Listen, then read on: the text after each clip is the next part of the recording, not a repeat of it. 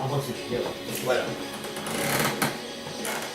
acá habíamos visto el otro día, se me vino esta revelación respecto de Mateo capítulo 21, del 28, versículo 28 al 32, que se refiere a la parábola de los hijos, en relación a quien hace la voluntad del Padre. En esa parábola se muestra de que Jesús solo da dos de las cuatro posibles situaciones que se pueden dar. Una es el que dijo sí y no hizo la voluntad del Padre. El que dijo no y sí hizo la voluntad del Padre. Esas dos situaciones fueron las que expuso Jesús. Y las otras dos situaciones, de las cuatro posibles, es el que dice no y no hace la voluntad del Padre.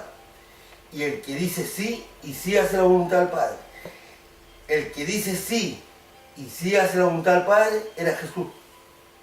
Porque tiene la capacidad. Claro, no la nombra, porque ellos mismos lo estaban viendo. Lo estaban viendo en persona. A quien decía sí y sí hacía la voluntad del Padre, porque Él era perfecto, porque era el único que podía hacerlo. Ahora bien, ¿qué pasa con el que dijo, bueno, luego explica en la parábola qué pasaba con el que decía sí y no hacía la voluntad del Padre, y qué pasaba con el que decía no y sí hacía la voluntad del Padre? ¿Cierto? Uno estaba más cerca, uno estaba mejor que el otro, y al final le dice a los que lo increpaban que bueno, no recuerdo bien si en esa parábola o en otra, en donde le dice estos, o sea, ellos entrarán primero que ustedes al reino. Ahí mismo. Ah, en esa misma parábola le dice, claro, lee la... Le Vamos dice a que leer ellos la- van detrás, que ellos van detrás de Porque ustedes. Miguel le mostró al Señor esto. 28. Pero, ¿qué os parece? Un hombre tenía dos hijos, y acercándose el primero le dijo: Hijo, ve hoy a trabajar en mi viña. Respondiendo él dijo: No quiero. Pero después, arrepentido fue. Y acercándose el otro le dijo de la misma manera, y respondió él, dijo: Sí, Señor, voy. Y no fue. ¿Cuál de los dos hizo la voluntad de su padre? Dijeron ellos: el primero. Jesús les dijo: de cierto os digo que los publicanos y las rameras van delante de vosotros al reino de Dios. Que esos son en el fondo los que Habían dicho no, pero sí hacían la voluntad del Padre. Mientras que los publicanos decían sí, pero no hacían la voluntad del Padre. claro, y decían que iban a hacer todo y después no lo hacían. O sea, los publicanos, ellos decían no y después lo hacían la voluntad del Padre. A ella. Los fariseos eran los que decían sí claro. y no lo hacían. Claro, Sí, no lo hacían. Exacto. Y estos eran los que decían, no parece que no lo hacían, no, nada que ver. Bueno, el asunto es que dice que esto... Bueno, la idea es esa, como dice el chavo. La idea es, bueno, las rameras y los borrachos, todo eso, dijo: de cierto digo que los publicanos y las rameras van delante de vosotros al reino de Dios. Porque vino a vosotros Juan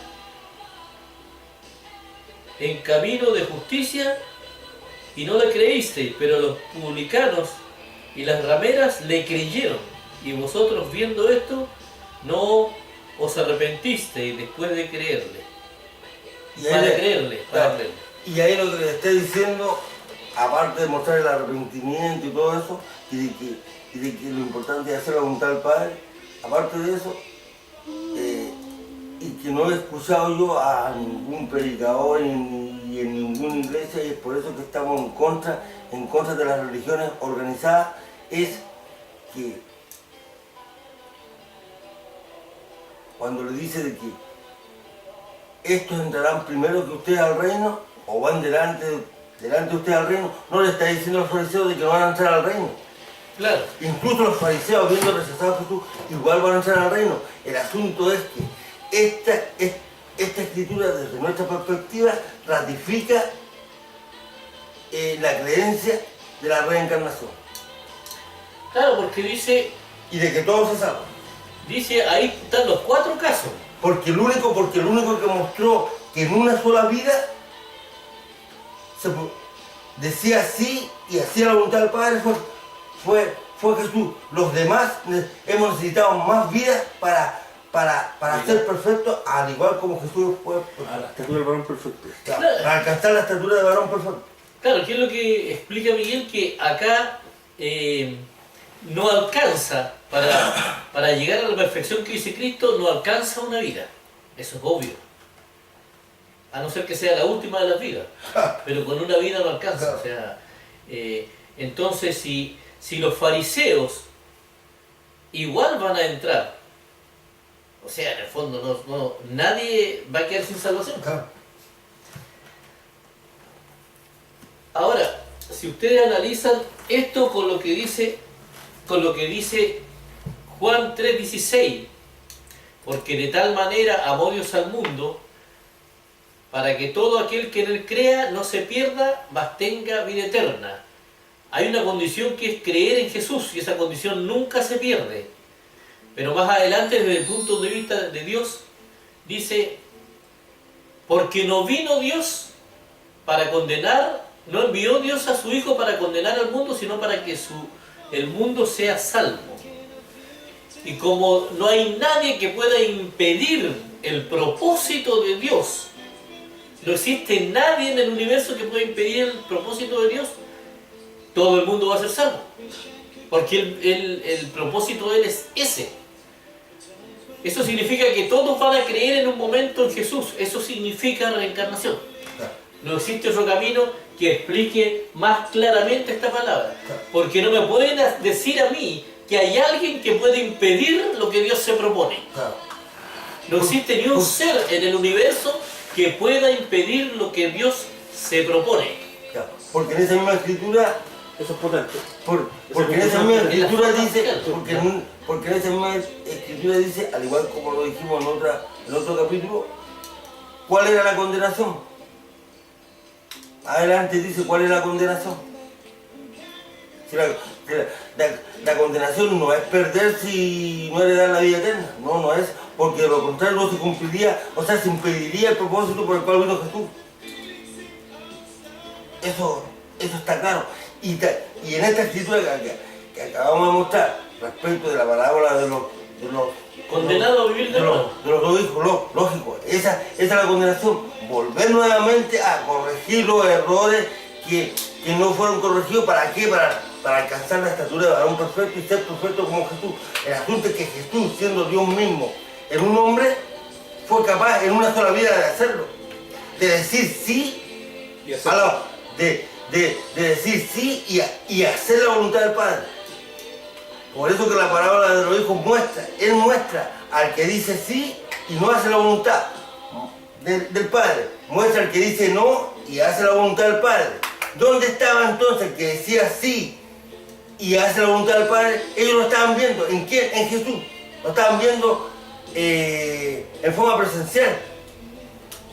Pero no menciona ni nada al que dice no y no hace la voluntad del Padre. Porque ese no es porque ese no llega al final de la historia. Ese no llega al final de la historia. Y si hubiese alguno que hubiese partido en esa condición, vuelve hasta decir sí y no hace la voluntad del Padre, vuelve hasta que dice no y hace la voluntad del Padre, hasta que termina diciendo sí y haciendo la voluntad del Padre. Eso es. Ahora, yo lo que quiero decir es que acá no se va a perder el negocio de las religiones si se llega a saber que todo se salva. ¿Por qué? Porque nadie todavía sabe lo que se está perdiendo al demorarse. Porque este es como el castigo, la condena es vivir acá, porque la tierra en el fondo es un infierno suave, un infierno con amor, pero el infierno está en la tierra. este es el infierno con amor, porque Dios, esto demuestra de que Dios es mucho más benevolente y mucho más grande de lo que había inventado la religión, o ocultado la religión. Que yo creo que una religión la ocultó y la otra siguieron la... Claro, que siguieron la misma... Porque son hijas de la gran rata. Es obvio que gran parte del negocio se pierde, pero creo que es indispensable prepararse igual para... La única preparación que Dios pide para para prepararnos para el lugar donde vamos a ir, aprender a amar y a vivir en sociedad, en amor, nada más que eso. O sea, poder vivir dentro de un planeta en una armonía tal que no lo hagamos pedazos, no lo hagamos mierda el planeta. Eso en el fondo todo. Y el castigo es seguir viviendo hasta estar preparados, ¿no? Claro, eso... Porque todos tienen que creer en Cristo, porque Jesús es la puerta, no se puede ir por otro lado. No hay forma de llegar a un lugar donde sin estar preparado. Dios no va a llevar a nadie que no esté preparado. Así que tiene que prepararse sí o sí. Y como Dios tiene mucho amor y es más porfiado que el hombre, los va a salvar a todos. Tiene todo el tiempo del mundo. Y ahí se entiende cuando dice, ¿qué padre? Si nosotros siendo humanos, y yo lo digo desde el punto de vista, nosotros nos preocupamos por un hijo, cuando se pierde un hijo, llamamos a la policía, vamos a hacer el parte, todo, salimos todos a la calle con los vecinos, todos a buscar a un hijo, aunque tengamos 8 hijos, vamos a buscar a un hijo. Al que está perdido. Al que está perdido. Imagínense que Dios no lo va a hacer con nosotros. Dios se va a olvidar de su criatura, decir, estos se salvan y a estos yo los creé para que se perdieran, ¿no? Y da la opción de que los otros tantos se pierdan. Eso no me calzaba y eso no calza para nada. No corresponde a un Dios de amor. Y o como sostienen los testigos de Jehová, que son 144.000 sellados.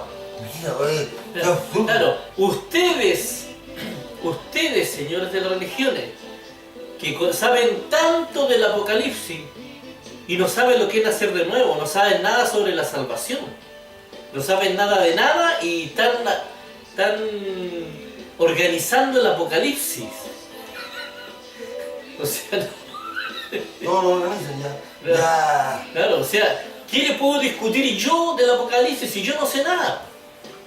Pero lo que sí, yo no creo que ellos sepan más del Apocalipsis.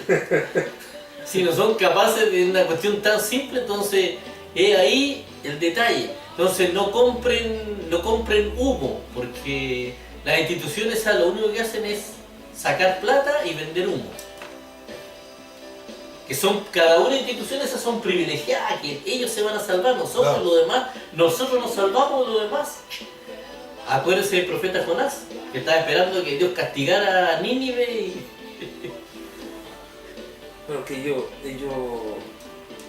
se agarran de cualquier argumento que ellos mismos crean, de cualquier exclusividad dentro de la palabra, para aferrarse de eso y decir, nosotros descubrimos esto y sobre esto nos inventamos y nadie nos saca de acá. Y con esto nosotros tenemos la salvación.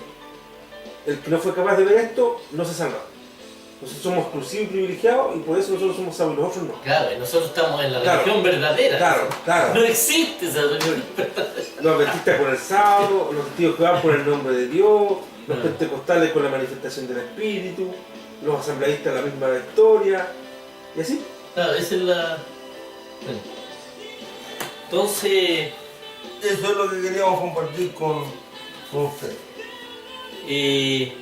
Corto y preciso, yo creo que oye, que el tiempo... Yo creo que el tiempo nos va a dar la razón. Sí, está más claro. Y de hecho la Biblia siempre se ha ido confirmando, al menos la palabra de Jesús siempre se ha ido confirmando. Y de que Dios es amor, sí, ahora se entiende de que sí es amor y se entiende lo que dijo Jesús, a diferencia de lo que dice la religión y lo que dijeron los fariseos, de que el Padre mayor es que Él. O sea, si Jesús es amor, el Padre de lo mismo, o sea, que en el fondo es la misma persona. Claro, el mismo ser. Y ahí se entiende que Dios es amor. Pero no es eso ese negocio que tienen las religiones que te esclavizan para después pedir tiempo. Como dijo el Miguel esa vez que conversamos sobre cuánta plata cobraban por dar la salvación, ¿te acuerdas? Al punto del pago de Indulgencia. Las indulgencias. las indulgencias. Vendían sus propiedades, juntaban una buena cantidad de millones para poder comprar la salvación. Están vendiéndole humo. Y ahora la religión sigue vendiendo humo, si esa cuestión no... Y siempre lo ha hecho. Siempre lo ha hecho. O sea, lo que pasa es que son las pretensiones, tienen demasiadas pretensiones, pretenden ser lo que nadie prueba que es, sino que se hacen a sí mismos, se nombran a sí mismos, se puesto, que esto, que lo otro. Y son las hojas de higuera. Es con lo que se cubrió Adán y Eva. Y las religiones son las que cubren a la gente o sea, la gente que pertenece a las distintas iglesias se sienten cubiertas por la iglesia, por la organización misma. Esas son las hojas de higuera. ¿No? Ahora, con respecto a las águilas, y eso es lo otro que el Señor nos reveló a mí y el... no estaba aquí, parece. Nos reveló cosas bonitas de las águilas. Las águilas andan solas, no se reúnen. Viven y cazan solas. Viven y cazan solas y sobreviven en cualquier ambiente. No necesitan estar metidos en ningún grupo. Pero se reúnen ¿cuándo? Cuando hay un cuerpo recién muerto. Cuando hay una presa. Cuando hay un león muerto, alguna presa, algún depredador muerto, ahí van ellos. Ahí, y Jesús dijo en la Biblia, en el final, donde esté el cuerpo se juntarán las águilas. Y en Ezequiel habla del valle de los huesos secos, que es el cuerpo que hay ahora de Cristo. El cuerpo que hay ahora está convertido en un valle de huesos secos y están diseminados los cristianos en todas las religiones, en distintas religiones, divididos por los pastores, entre comillas. Y eso es lo que está pasando, en el fondo. O sea, lo que tienen dividido el pueblo de Dios son las religiones, que tienen su propio negocio. Pero va a llegar un momento, creo que va a haber un solo cuerpo. Yo igual hay que hacer un llamado a los pastores, yo creo, para abrir un debate, en serio. No, bueno, no. Pero nosotros, como somos poca cosa, Y que se le echa a perder el negocio. nosotros somos NN, No lo van a hacer ellos. No, que se le echa a perder el negocio. pero hay que hacer lo que hizo Jesús. Porque Jesús a los suyos vino y los suyos no lo recibieron, pero Él cumplió con su parte. Entonces nosotros le hacemos un llamado a los pastores. Que publiquen su inquietud. Claro, si tienen algo que contradecir, alguna cosa que encuentran que no es correcta, Que la digan. perfecto, que la digan, Que la publiquen que ahí. vengan a debatir. Ya han debatido varias personas, también teníamos un pastor, que dentro de poco va a estar acá o no, o ya se vaya. No se va mañana. Se va mañana. Detrás de la verdad.